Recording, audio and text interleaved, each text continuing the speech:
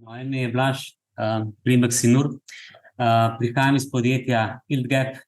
ILDGAP je po slovensko prevedeno vrzel v donosu. Je pač tisto, česar mi ob trenutnem poznavanju razmer in dejavnosti, ki jih izvajamo, preprosto ne uspemo ustvariti, se pravi, je prostor za napredek v marsikakšnem pogledu.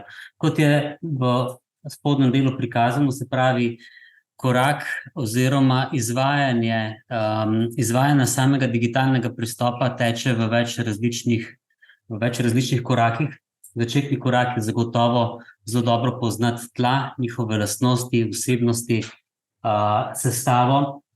Od tukaj naprej pa vsi nadaljnji koraki. Zdaj, razmišljanje v bistvu v osnovi zakaj.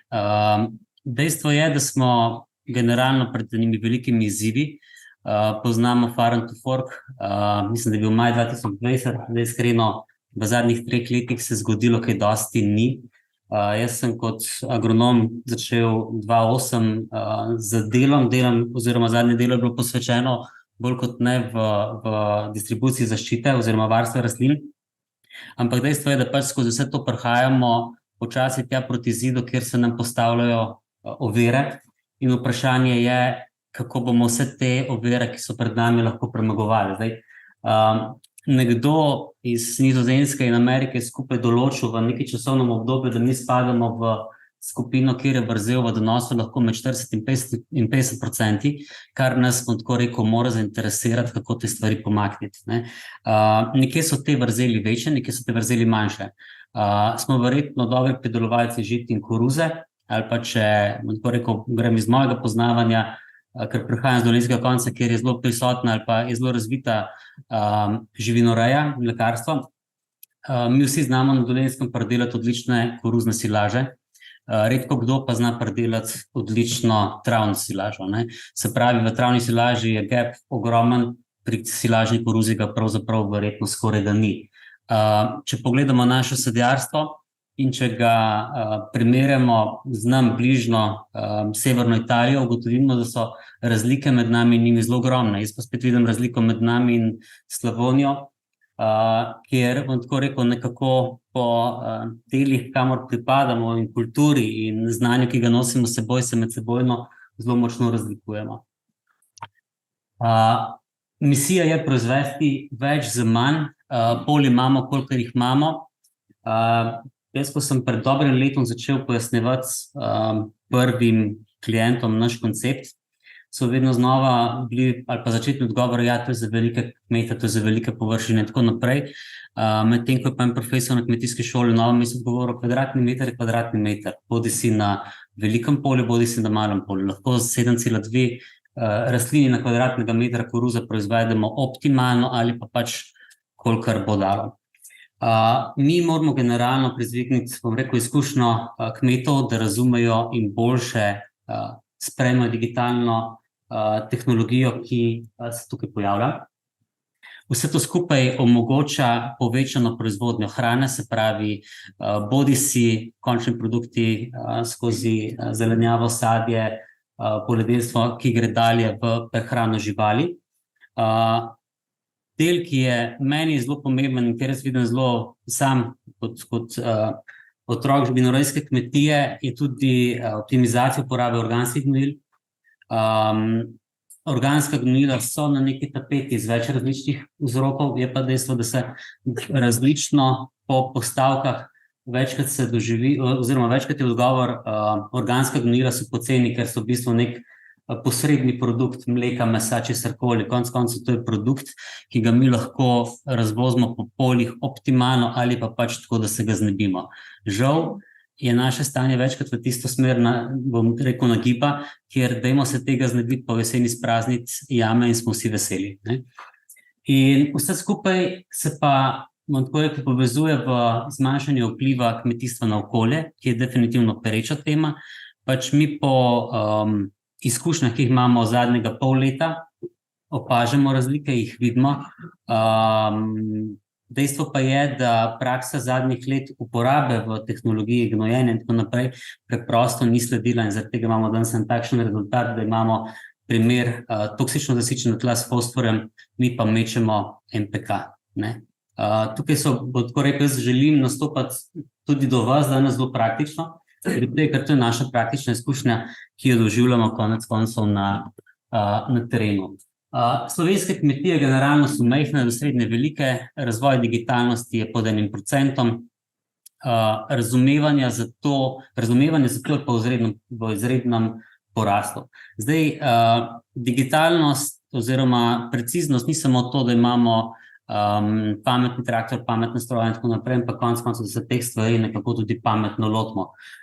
Za primer bom dal mojega očeta, ki pri 70 letih lahko razume, da po dobro kartiranih poljih, travnikih in tako naprej, lahko dokaj primerno razvozi gnojevko ali hlevski gnoj, medtem ko po drugi strani ni to nujni pogoj, da pa naslednji moment rabimo imeti zadaj pametno napravo, ki to odmerja. Ja, željeno, ampak da se drugače.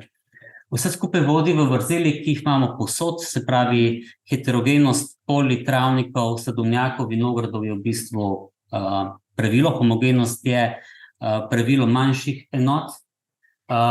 Srečujemo se z negativnimi vplivi na okolje, s katerimi se bomo pač od tukaj naprej soočali, vemo, kaj nas čaka, recimo v neki prihodnji strategiji.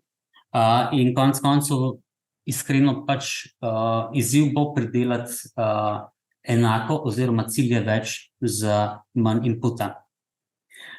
Za nami oziroma z nami prihaja nova generacija kmetijstva, ki pač doživlja posamezne omejitve, kot je pač uporaba fitofarmacevtskih sredstev, ki bo verjetno v prihodnem oziroma za strategijo farmakoporta bolj omejena. Premika se generacija, ki sicer te stvari, bom tako rekel, oziroma prihaja generacija, ki te stvari posluša in ki jih konec koncev doživlja in sprevede v prakso. Osnovno vprašanje je bilo vprašanje tega vinograda. Ideja je nastajala oziroma začela nastajati pred 3 leti.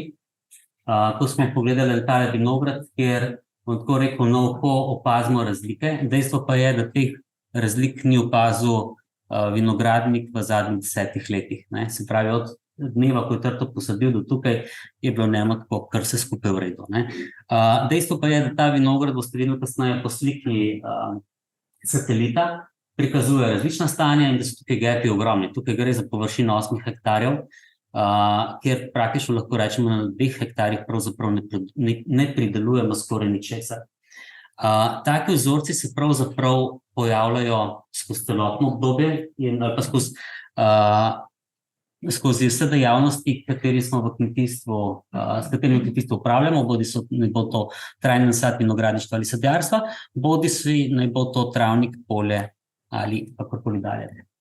Od tukaj naprej izvira ideja, da v osnovi mi rabimo spoznati razloge, zakaj je čemu tako. Da spoznamo razloge, čemu je tako, moramo uporabiti kmetične tehnologije. Mi smo šli v začetni osnovi v tehnologijo pridobivanja podatkov in osnov kartiranja skozi satelitske posnetke, kjer na temelju dnevnih NDVI-jev, ki se nalagajo v debele mape, v daljšem časovnem obdobju dobimo izris karte, ki nam prikazuje, kako se pravzaprav vegetacija oziroma pokrivnik v planem polju na sadu izkazuje. Od tukaj naprej nam je to lahko osnova tega, da pač režemo polja v različne dele, jih povezujemo v posamezne tako imenovane segmente in v njih iščemo razloge. Odgovor po vseh hektarjih, ki jih imamo mi za sabo, je, da je vedno znova razlog v tleh. Prejšnji primer iz trajnega nasada, se pravi iz vinograda, drugi primer iz sveta poljedelstva. Dejstvo je, da bom govoril prvo v primeru tega polja. V primeru tega polja je, da v praksi ljudje ali pa kmetje, pridelovalci, kdorkoli ve, da ima probleme, ne zna jih spraviti v nek okvir, ne zna jih postaviti v obliko, ki bi mu lahko služila. Tukaj v sodelovanju, bom rekel, z njimi in mi poskušamo postaviti ta okvir v njihovo celoto, kjer konec koncev nastane, bom tako rekel, osnova za iskanje razlik. To polje v tem primeru varira v pH-ju za 2 stopnji. Tukaj varira od 4,2 do 6,3. Dejstvo je, da analiza, ki mi jo je kmet pokazal, tega v osnovi ni kazala. Zdaj, zakaj ni kazala? Zato, ker so pač naključno izbrani vzorci za preko 25 hektarsko polje in dejstvo je, da na osnovi večjih polj ali pa manjših polj je praksa preprosto ta, da moramo slediti meri preciznosti, da bomo prišli do točnega rezultata. Podatki za številkami in mejami, ki jih vidite, so izrezani segmenti, v katerih potem mi iščemo vzroke. Vsaka številka z počrtanim poljem je polje preciznega oboda. Ko izdvajamo odvzem vzorcev, v poljedelstvu se jih izvaja v pravilu 15 obodov po hektarju, so to vnaprej določene točke, s katerih obadamo, so to točke, ki jih povezujemo z RTK signalom in hranimo vsak posamezni obod te točke. V vsakem malem kvadratku, ki jih vidite med sabo, je mera 10 metrov dolžinskih površinskih 100 kvadratov in dejstvo je, da obod v rdečem ali zelenem delu bo pomenil razliko. Zaradi tega, ker so pač tla ali produkt nekega nanosa, odnašanja. Tla so konec koncev nastajala skozi dolgo zgodovinsko obdobje in da bi prišli samo do generalno enega oboda, bomo lahko prišli samo potem rabimo vso zemljo zriniti na kup, jo razgrniti, jo zmešati, razgrniti in potem en obod zadošča. Dejstvo je, da v osnovi tega dobivamo nadaljno bazo podatkov, kjer, bom rekel, z preciznim odvzemom, kjer memoriramo obodne točke. Pomembnost memoriranja obodnih točk je iz razloga tega, da pač v naslednjem momentu, ko bomo opravili analizo za 3 ali 5 let ali kadarkoli, vemo, z katerih točk pobiramo vzorce, namreč, da jih ne prestavimo, da nas tukaj jutri tam, ker potem bo to tudi sledilo, tako bo tudi rezultat same točnosti oziroma rezultiranje rezultata. En primer iz prakse vinogradniške je bil kolegov, ki obdeluje nemale površine v Štajerskem koncu, je rekel, mi smo pred 5 leti upravili analizo, v 70% nam primanjkuje kalija, delamo zdaj gnojenje po kaliju, po 3 letih so ponovili odvzeme in ponovno spet kaže na nič kaj izboljšano stanje v tleh. Namreč, ko gnojimo s ciljem, da bi tla izboljšali, pa meliorativno, se pravi, da v naslednjih 10 letih pridemo v tisto optimalno stopnjo. To se ni zgodilo, ampak vprašanje, če se ni zgodilo, vprašanje, če niso bili samo napačno pobrani vzorci. Danes pobran vzorec tukaj, jutri tam, nam ne zagotavlja sledljivosti, nam ne zagotavlja, da to, kar izvajamo, v bistvu omogoča v naslednjem momentu kontrolo. Kontrola je pa, bom rekel, ocena našega dela, ki smo ga opravili. Od samega vzorčenja, kot sem v vmesnem času povedal, se pravi, satelitska analiza, zgoraj v sledinskem delu se nahaja mapa odvzema vzorcev. Zdaj mene so učili dvojni V ali pa Z. Dejstvo je, da v praksi, ko začnemo uporabljati tehnologijo, v bistvu iščemo točke, kjer z namenom iščemo razlog, to, kar nam izkazujejo rastline skozi svojo pokrovnost. Dejstvo je, da vsako polje, kot sem prej omenil, homogenost ne obstaja, vse je heterogeno bolj ali manj. Vprašanje vsega tega je pa, kaj nam zdaj preciznost analiz oziroma kaj nam analize generalno služijo, če mi to ne sprevedemo naprej v nadaljno fazo. Nadaljna faza preciznega ali pa digitalnega kmetijstva so pa mape in pa precizni raztrosi. Dejstvo je, da se mi na trgu za uporabniki srečujemo z, kot sem prej omenil, bodisi lastniki, ki želijo za starimi napravami oddelati stvari čim bolj precizno na osnovi svojega občutka, znanja, poznavanja mašinerije, pa tudi s takimi, ki konec koncev imajo pametni traktor, pametni trosilci, kjer se te mape ustvarjajo, naložijo, se sprevede konec koncev same. Anomalije se dogajajo takrat, da pač v praksi obstajajo tudi lastniki, ki imajo več let že v uporabi pametne mašine, pa jih konec koncev ne razumejo. Tukaj želim biti kritičen samo do tega, da razumevanje tega ni tako enostavno. To ni traktor, pa vikovno trosilnik, pa vzpostaviti kartansko gradjo in nastavimo obrate in šibamo, ampak tukaj je majčkeno drugačno poznavanje vsega tega in tukaj je potrebno zadaj imeti, smo tako rekel, en backup znanja, izkušenj, nekaj hektarjev, da se mi konec koncev vsega tega naučimo. Ko se stvari digitalizirajo v preciznost, pomeni, da bo nanešeno točno tisto, na točno določeno mesto, z razlogom, kot je to določeno. Dejstvo je, da vsak kvadratni meter, da imamo tukaj reči, precej mogoče malo enot, ampak vsakih 100 kvadratov bo dobilo v praksi točno tisto, kar potrebuje, kar si zasluži. Od tukaj dalje se pravi, če govorimo, kaj nam posamezni rezultati omogočajo ali pa nudijo, ko imamo mi enkrat polja travnike, oziroma predvsem, če govorimo o polju, ko imamo mi enkrat polja skartirana oziroma segmentirana in ko točno poznamo ali pa čim bolj precizno poznamo lastnosti v tleh, nam ti podatki služijo v naslednjem nivoju za mape gnojenja, mape setve. Tukaj je prikazana mapa setve na sosednji Hrvaški, kjer se pač potem na osnovi, bila pač jesenska setov zimnih žit, kjer se pač na osnovi poznavanja segmentov, na osnovi poznavanja tal, določilo posamezne gostote, in gostote varirajo od minimalnih 184 kil po hektarju do maksimalnih 216.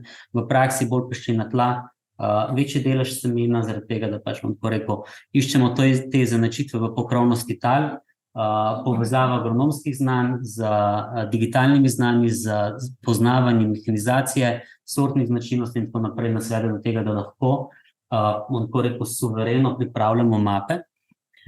Mape setov, mape do gnojevanja za dušikom, se pravi na osnovi dnevnih zajemov NDVI-jev, se lahko v praksi zelo enostavno z danes na jutri določijo parametri gnojenja. Seveda je potrebno v vmesnem času tudi pregledati posevke. Če pogledamo sliko na levi vaši, v spodnjem kotu je koruza meni do kolena, zgoraj je koruza meni do ramena. Dejstvo je, da pač mi ne smemo obravnavati ta polja kot eno enoto, ampak jih na osnovi različnih parametrov določamo, se pravi, konec koncev lahko za vsako barvo določimo svojo vrednost, ampak tukaj pač vrednost določena na tri različne segmente in tako je tudi padala količina dušika, s tem zmanjšamo, bom tako rekel, izpiranje, s tem povečamo efekt dušika in tako dalje in tako dalje. Da vse skupaj privede do končnega rezultata, mi stvari kontroliramo v praksi, kontroliramo skozi to, da pač z pametnim kombajnom v večjih različnih ponovitvah na več različnih mikrolokacij, večina teh lokacij je bilo letos izvedenih na Hrvaškem, primerjamo medsebojno tehnologijo, ker vse skupaj se pa povezuje v eno skupno celoto, se pravi poznavanje tal, agronomsko poznavanje kultur, potreb kultur, poznavanje segmenta gnojil, poznavanje segmenta posameznih hibridov, nas na koncu lahko privede do zanimivih podatkov, ki jih skontroliramo, in tukaj na koncu je ustvarjena mapa pridelka, ki pa je v bistvu za nas kontrola tega, kar v praksi izvajamo. Torej, nas zanima konec koncev, kako bo digitalna tehnologija vplivala na, bomo rekel, boljšo pridelavo, na večje prinose, na boljše rezultate in konec koncev to se zelo lepo vidi, kako se znotraj posameznega polja spreminjajo parametri. To polje ste prej videli tudi v analizi satelita skozi, bom tako rekel, samo vegetacijo. Dejstvo je, da je letos rodilo boljše na peščenih tleh kot na bolj glineni s humusom bogatejših in tako naprej. Zakaj? Zaradi tega, ker je lepše prepuščalo vodo in tako dalje. Da bi lahko te podatke uporabljali čim bolj točno, rabimo, oziroma da so nam podatki čim bolj uporabni, rabimo čim večletno povprečje, nikakor pa ne predolgo. Mi se slanjamo na povprečje med 5 in 10 leti. Tukaj je en krogotok vseh, bom tako rekel, korakov, kjer prihajamo na konec koncev, ali pa veriga, ko prihajamo do končnega rezultata, se pravi satelitska analiza, segmentacija, traktor, RTK signal, točno obadanje na mestih, shranjevanje podatkov, laboratorijska analiza, povratek nazaj v avtomatiziran sistem priprave poročil, kjer skozi, bom tako rekel, algoritme podatkov prihajamo do čim bolj točnih in čim bolj, dajmo reči, custom-made priporočila, kjer se za vsako posamezno polje, za vsak posamezni segment v polju išče najbolj primerna rešitev. Od tukaj naprej je priprava map za osnovno gnojenje, priprava map za dušično prehrano, v vmesnem času je tukaj spregledana mapa za setev. Ko vse to skupaj povežemo v eno celoto, dobimo niz rešitev, ki so precizne, ki so točne in ki se vedno znova oslanjajo na bazo podatkov. Se pravi, baza podatkov je tisto vodilo k temu, da so na koncu naše odločitve sprejete tako, kot so sprejete. In zadnji, ki je pa pač kontrolor, je pa pač v tem primeru kombajn, ki bo vsakih 5 metrov javil točni rezultat posameznega polja in tukaj nas zanimajo konec koncev tiste razlike vpliva, ki so ali niso toliko ali drugače v razmerih. Na kratko, v nekaj primerih iz prakse, v veliki večini se kmetuje ali pa prideluje, gnoji, škropi, karkoli oziroma dela zaščito na vseh poljih vedno znova nekako enako, tudi ponovadi v vseh segmentih istega polja enako. Dejstvo, da digitalnost odpira to možnost oziroma v naslednjem koraku to možnost preciznosti, da mi z razlogom spodnji del polja gnojimo boljše od zgornjega in tistega krajnega, ki je bolj peščen, manj, zaradi tega, ker nam tam vedno znova v zemlji nekaj ostaja. Ko enkrat poznamo te meje, ko imamo enkrat pri sebi bazo podatkov, je vsaka odločitev od tukaj dalje usmerjena in pretehtana.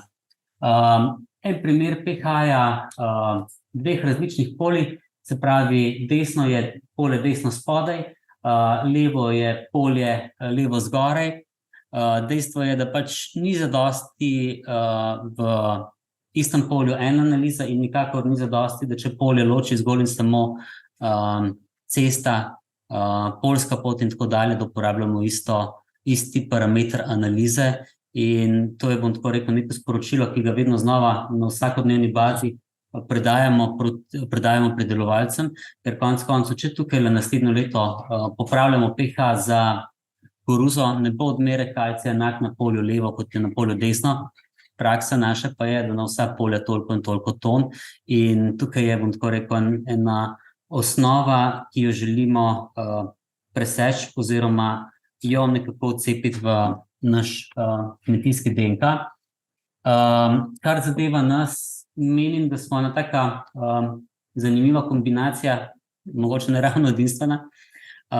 Skozi izkušnje smo spoznali potrebe kmetov, se pravi, IDGAP je odgovor na čas, v katerem mi živimo in na izzive, ki jih kmetje trenutno doživljajo ali pa jih še bojo intenzivno doživljali. Gre za en miks različnih agronomskih znanj, nekaterih bolj osnovnih, nekaterih bolj bazičnih, nekaterih bolj naprednih in tako dalje. Povezava do digitalnih tehnologij, verjemite, to niso enostavne stvari, povezati vse te od satelita do mape, do tega, da je precizno in točno, ni kar tako pometati mineralno gnojilo, tako da pade 2,5 cm od meje, to se ne zgodi kar samo, da se usedemo v traktor, odpremo in tako gre. Zadaj je z vsem tem ena velika skrb do okolja, v katerem živimo in ki ga pač puščamo našim zanamcem, vse skupaj je pa prilagoditev na strategijo časa, v katerem živimo. Cilj vsega, kar pa počnemo za vse nas, je ustvarjanje dodane vrednosti. Z moje strani sem zaključil.